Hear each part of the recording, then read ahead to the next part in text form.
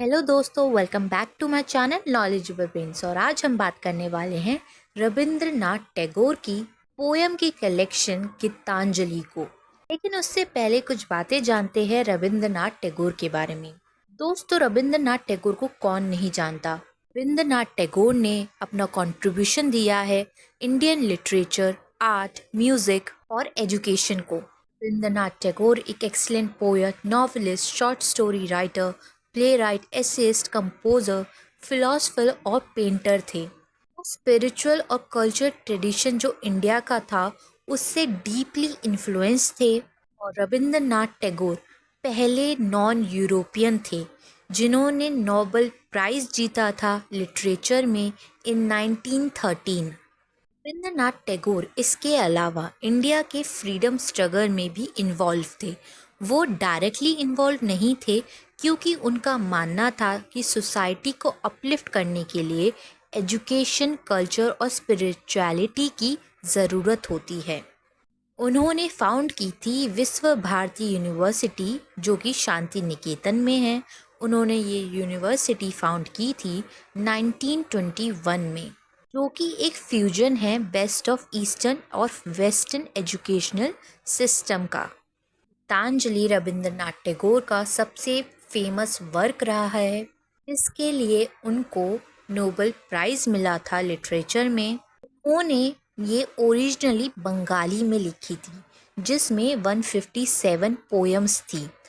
लेकिन 1912 में टैगोर ने खुद इस पोयम को, इस गीतांजलि को ट्रांसलेट किया था इंग्लिश में, जिसमें 103 मतलब 103 पोएम्स थी जो कि पब्लिश्ड हुई थी अंडर द सेम टाइटल। और 1913 में गीतांजलि इंटरनेशनल सक्सेसफुल हो गई थी जिसके लिए उन्हें नोबेल प्राइज़ मिला था। और गीतांजलि वर्क के लिए उन्हें WB विलियम बर्ड्स ईट से भी स्पेशल तारीफ़ें मिली थी। गीतांजलि को अगर ट्रांसलेट करें तो उसका मतलब होता है सॉन्ग ऑफरिंग्स। ये पोयम जो है कलेक्शन है एक्सप्रेस करने का डीप स्पिरिचुअल यार्निंग को। स्ट्रॉन्ग एम्फेसिस दिया गया है इंडिविजुअल रिलेशनशिप को डिवाइन के साथ, मतलब गॉड के साथ। दोस्तों, गीतांजलि में 103 पोएम्स है जैसे कि मैंने अभी आपको बताया है। सारी पोएम्स कवर अप करना मुश्किल है। इस वीडियो में हम पोएम फर्स्ट, सेवेंथ, 33 और 35 को कवर अप करेंगे। अगर आपकी कोई रिक्वेस्ट है, अगर आपको कोई पर्टिकुलर पार्ट डिस्कस करना है तो आप हमें कमेंट सेक्शन में बता सकते हैं। हम उसकी आपको पूरी एक्सप्लेनेशन वीडियो देंगे। चलिए अब फर्स्ट पोएम पढ़ते हैं और समझते हैं। Thou hast made me endless, such is thy pleasure। इस पोएम की पहली लाइन में पोएट बोलते हैं कि उन्हें ऐसा महसूस हो रहा है कि जो डिवाइन है, जो गॉड है, उन्होंने पोएट के साथ एक कनेक्शन, एक इन्फिनाइट कनेक्शन इस्टेब्लिश किया है वो कि इटर्नल है, जिसका कोई अंत नहीं है। ये चीज़ उन्हें अलाउ कर रही है कि वो इस endless cycle of life creation में पार्ट लें। इस चीज़ से, इस कनेक्शन से पोएट को खुशी मिलती है। This frail vessel thou emptiest again and again. Poet compare कर रहे हैं खुद को एक वेसल के साथ, एक घड़े के साथ। बोल रहे हैं कि जो डिवाइन है, जो गॉड है, उसे बार बार खाली कर देते हैं और उसके बाद दोबारा से उसे भर देते हैं एक नई जीवन के साथ।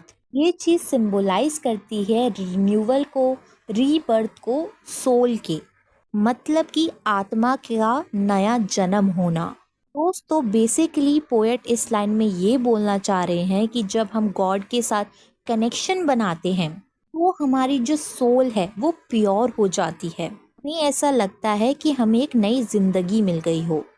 This little flute of a reed thou hast carried over hills and dales, and hast breathed through its melodies eternally new। इस लाइन में पोएट बोल रहे हैं अपने आप को एज अ फ्लूट, बांसुरी की तरह, कि वो एक हम्बल इंस्ट्रूमेंट है जिसमें जो डिवाइन है, जो गॉड है, वो ब्रीथ कर रहे हैं। मतलब कि अगर आपको पता होगा कि जो फ्लूट होती है, जो बांसुरी होती है, उसे आप मुंह से बजाते हैं। यहाँ पे पोएट बोल रहे हैं कि जो डिवाइन है, जब वो बांसुरी बजाते हैं, उनके जीवन में एक नई, एक यूनिक मेलोडियस क्रिएशन होता है।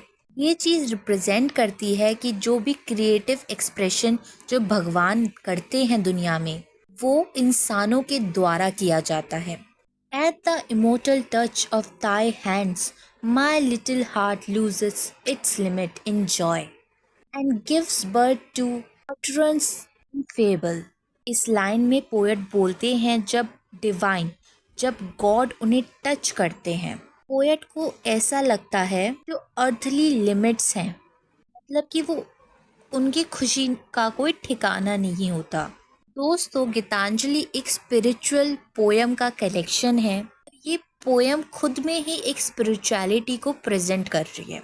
इसी के लिए यहाँ पे पोएट ये बोलना चाह रहे हैं कि जब डिवाइन की, गॉड के बारे में हम ध्यान करते हैं, तो वो एक्सपीरियंस हमारी लाइफ के लिए, हमारे लिए बहुत ही यूनिक होता है और उससे ऐसे फील होता है कि जैसे हमें एक नई ज़िंदगी मिल गई हो। हमारी खुशी का कोई भी ठिकाना नहीं होता। ऐसा लगता है मानो खुद भगवान ने हमें टच किया हो। Infinite gifts come to me only on these very small hands of mine। यहाँ पे पोएट बोल रहे हैं कि उनके जो छोटे छोटे हाथ हैं, उनमें भगवान की ये जो स्कीम्स है, मतलब कि हमारी जो डेस्टिनी भगवान ने तय की है, इसके लिए पोएट उन्हें पूरी रिस्पेक्ट देते हैं, शुक्रिया करते हैं कि वो एक माध्यम बने हैं एक वर्क अचीव करने के लिए। Ages pass and still though purest, still there is room to fill। इस लाइन में पोएट बोलते हैं कि वक्त जो है तेजी के साथ बढ़ता है, लेकिन जो डिवाइन है, जो गॉड है, वो अपनी जेनरोसिटी को, अपनी काइंडनेस को हम पे बरसाना कभी बंद नहीं करते। ये चीज़ रिफ्लेक्ट करती है एक बाउंडलेस, एक जेनरस नेचर को डिवाइन के। वो हम पे कंटिन्यूस ब्लेसिंग जो है वो बनाए रखते हैं, चाहे वक्त कितना भी तेज़ी से आगे क्यों ना बढ़ जाए। पढ़ते हैं 7th स्टैंजा को। My song has put off her endowments. इस लाइन में पोएट बोलते हैं कि जो पोएट का सॉन्ग है वो रिप्रेजेंट करता है क्रिएटिविटी को या फिर सोल को, जो कि सब सुपरफिशियल ब्यूटी को, मटेरियल थिंग्स को दूर करती है, इग्नोर करती है। वो अपने अब प्योर फॉर्म में है, अपने हम्बल फॉर्म में है। दोस्तों, मतलब कि अब जो पोएट है वो ये बोलना चाह रहे हैं कि मैं किसी भी मटेरियल थिंग, कोई भी दिखावा, कोई भी डेकोरेशन, उन सबको इग्नोर करता हूँ। मैं सिंप्लिसिटी में बिलीव करता हूँ। इसी वजह से अब मेरी आत्मा भी प्योर हो गई है, हम्बल हो गई है। Ornaments would mar union, they would come between thy and me। Your jingling would drown thy whispers। इस लाइन में पोएट बोलते हैं कि वो जो दिखावा होता है ना, वेल्थ का या वैनिटी का, वो इंटरफेयर करता है, वो दिक्कतें लाता है, वो बैरियर बन जाता है कनेक्शन में। पोएट और डिवाइन के बीच के कनेक्शन में वो चीज़ बैरियर है, वो एक डिस्ट्रैक्शन है, जिसकी वजह से पोएट गॉड के विस्पर्स को, गॉड की अनसुनी लेकिन कही हुई बात को इग्नोर कर देता है। Poet's vanity dies in shame before thy sight. यहाँ पे पोएट बोल रहा है कि वो डिवाइन की प्रेजेंस में, गॉड की प्रेजेंस में हम्बल फील करते हैं। उन्हें रियलाइज़ हुआ है कि जो पोएट की खुद की जो पोएट्री है, खुद की जो पोयम है, जिस पे पोएट को गर्व है, वो गॉड की, भगवान की ग्रेटनेस के आगे इनसिग्निफिकेंट है, इम्पॉर्टेंट नहीं है। गॉड की ग्रेटनेस के सामने उनकी पोएट्री बहुत ही छोटी है। O master poet, I have sat down at thy feet.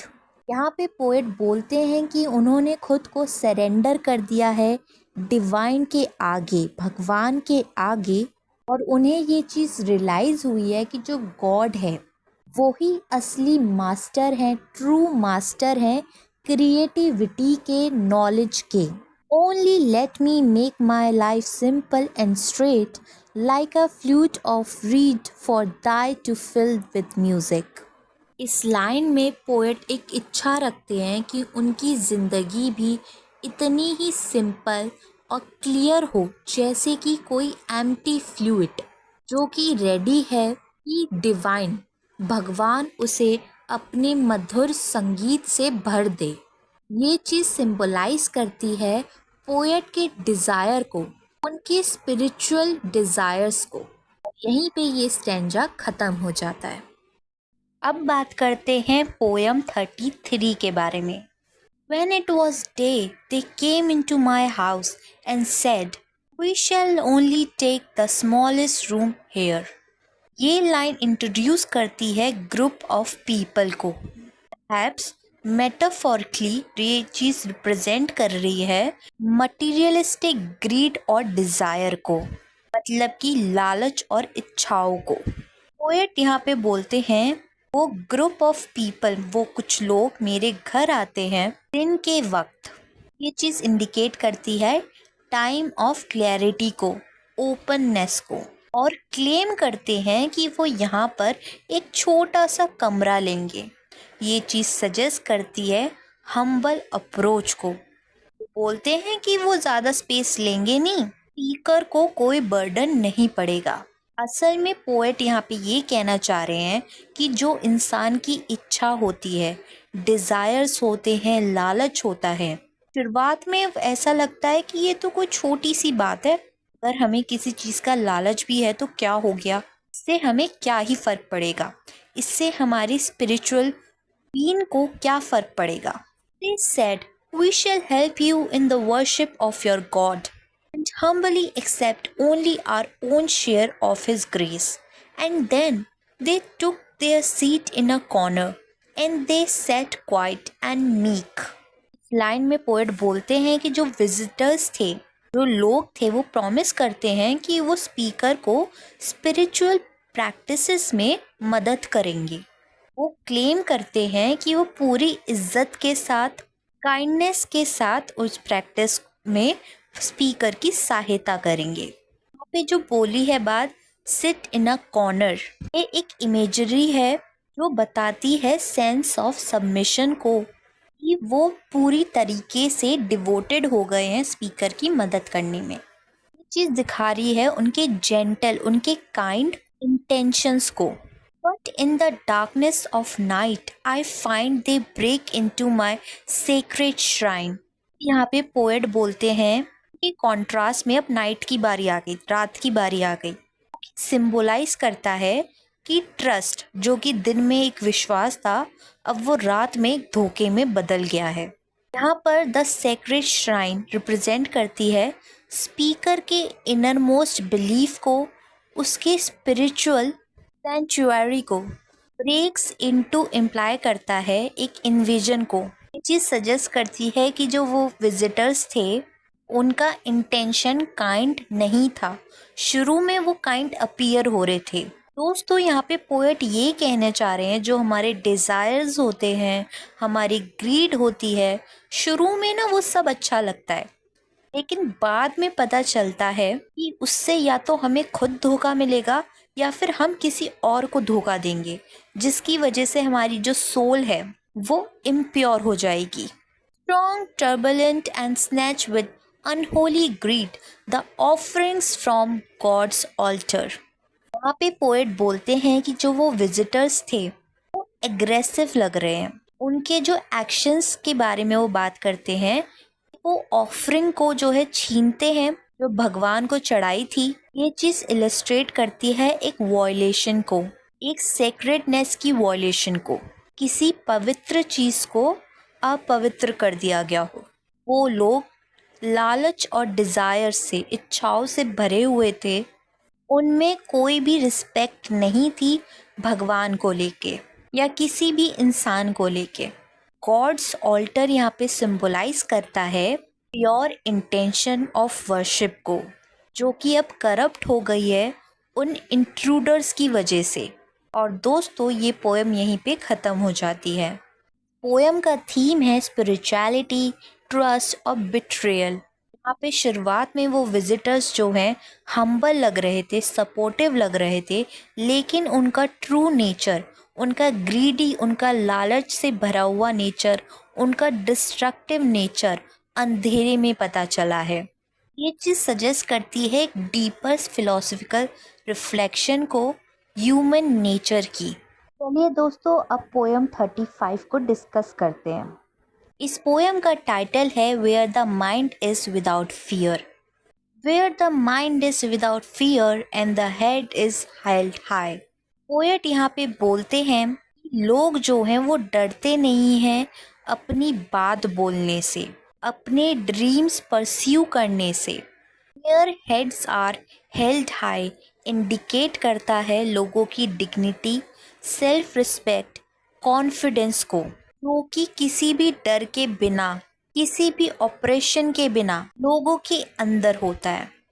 Where knowledge is free, इस दुनिया के अंदर, इस वर्ल्ड के अंदर एजुकेशन और नॉलेज हर किसी के पास एक्सेसिबल है, चाहे इंसान कोई भी सोशल स्टेटस या बैकग्राउंड का हो। ये चीज़ रिप्रेजेंट करती है कि लोगों पे फ्रीडम है, इग्नोरेंस और इंटेलेक्चुअल बैरियर्स का। ये चीज़ एम्फसाइज करती है कि हर किसी पे एजुकेशन की इक्वालिटी है, हर किसी को एजुकेशन का राइट है। Where the world has not been broken up into fragments by narrow domestic walls. यहाँ पे नैरो डोमेस्टिक वॉल्स जो है वो रिफ़र करता है डिवीज़न को, जो कि रिलीजन, कास्ट, रेस और पॉलिटिक्स की वजह से होते हैं। पोएट यहाँ पे बोल रहे हैं कि वो एक ऐसी वर्ल्ड को ड्रीम करते हैं जहाँ पर ह्यूमैनिटी, इंसानियत जो है वो डिवाइडेड ना हो किसी भी आर्टिफिशियल बाउंड्रीज से, लोग आपस में यूनिटी और हार्मनी के साथ रहें। Where words come out from the depth of truth. इस लाइन में टैगोर बोलते हैं, हाईलाइट करते हैं इम्पोर्टेंस को ऑनेस्टी और सिंसेरिटी की स्पीच के अंदर। जब इंसान बोले तो वो पूरे सिंसेरिटी और ऑनेस्टी के साथ बात करे। वो एक ऐसे वर्ल्ड को ड्रीम करते हैं जहाँ पे लोग जो हैं सच बोले, कोई भी मैनिपुलेशन ना हो, कोई भी धोखा ना हो, कोई भी दिखावा ना हो। Where tireless striving stretches its arm towards perfection. इस लाइन में टैगोर बोलते हैं लोग कंटिन्यूसली बोले, अपने आप को इम्प्रूव करे, अपने आप को ग्रो करे। लोगों का जो एम है वो हमेशा एक्सीलेंस और परफेक्शन की ओर होना चाहिए, जिससे उन्हें एक हाईएस्ट पोटेंशियल मिले। Where the clear stream of reason has not lost its way into the dreary desert sand of dead habit. यहाँ पे टैगोर बोल रहे हैं कि ये जो लोग ब्लाइंडली ट्रेडिशन और कस्टम को फॉलो करते हैं, जिसका अब आज की डेट में कोई भी पर्पस नहीं है, जो कि आउटडेटेड प्रैक्टिसेस बन गई हैं, वो चाहते हैं कि लोग, सोसाइटी जो है वो लॉजिक और रीज़न के ऊपर गाइड हो। Where the mind is led forward by thy into ever winding thought and action. इस लाइन में टैगोर प्रे करते हैं एक प्रोग्रेसिव वर्ल्ड की, जहाँ पर थॉट्स और एक्शन कंटिन्यूसली इवॉल्व हो। वो चाहते हैं लोग ओपन माइंडेड हो in terms of creativity, knowledge or achievement. Into that heaven of freedom, my father, let my country awake. Final line में टैगोर डायरेक्टली गॉड को, भगवान को एड्रेस करते हुए बोलते हैं, पूछते हैं कि क्या इंडिया, भारत एक आइडल वर्ल्ड ऑफ फ्रीडम बन पाएगा, जहाँ पे फ्रीडम होगी फियर से, इग्नोरेंस से, डिवीज़न से और स्टैग्नेशन से।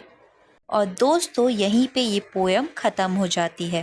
अगर रविंद्रनाथ टैगोर आज ज़िंदा होते तो वो आज देख सकते कि भारत ने कितनी तरक्की कर ली है, पहले से कितनी ज़्यादा चेंज हो गई है सिचुएशन, लोग कितने क्रिएटिव हैं और वो लोग कितने अपनी नॉलेज से, अपनी क्रिएटिविटी से कितना कुछ अचीव कर रहे हैं। दोस्तों, ये पोएम रिफ्लेक्ट करती है पर्सनल और नेशनल आइडल्स को, स्पिरिचुअल और इंटेलेक्चुअल और सोशल लिबरेशन को। ये पोएम का जो थीम है वो करेज, ट्रुथ, प्रोग्रेस बेस्ड है। दोस्तों, आज की वीडियो के लिए बस इतना ही। हमें सपोर्ट करते रहिए, हमारे चैनल को लाइक करें, शेयर करें और सब्सक्राइब करना बिल्कुल भी ना भूलें। Thank you.